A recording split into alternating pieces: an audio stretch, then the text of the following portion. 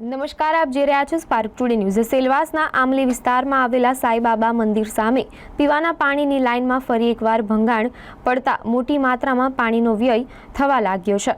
લાઇનમાંથી અચાનક ભંગાણ થવાને કારણે લગભગ 5 ફૂટ જેટલો ઊંચો ફુવારો ઉડતો જોવા મળ્યો હતો, જેને જોઈ નજીકના રહેવાસી નાના બાળકો પાણીમાં રમતા અને મોજ મસ્તી કરતા જોવા મળ્યા હતા।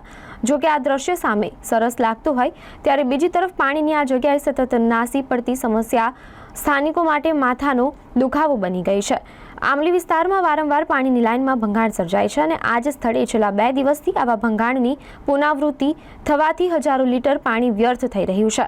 હાલની ગરમીની ઋતુમાં જ્યાં પાણીની જરૂરિયાત વધુ હોય છે ત્યારે આવું સતત પાણીનો વ્યય થવું ચિંતાજનક બાબત છે। સ્થાનિકોએ રજૂઆત કરીને માંગ કરી છે કે તાત્કાલિક અસરથી પાણીની લાઇનની યોગ્ય દુરસ્તી કરી યોગ્ય પગલાં લેવામાં આવે, જેથી અવિરત પાણી વ્યર્થ ન જાય અને આસપાસના વિસ્તારો સાથે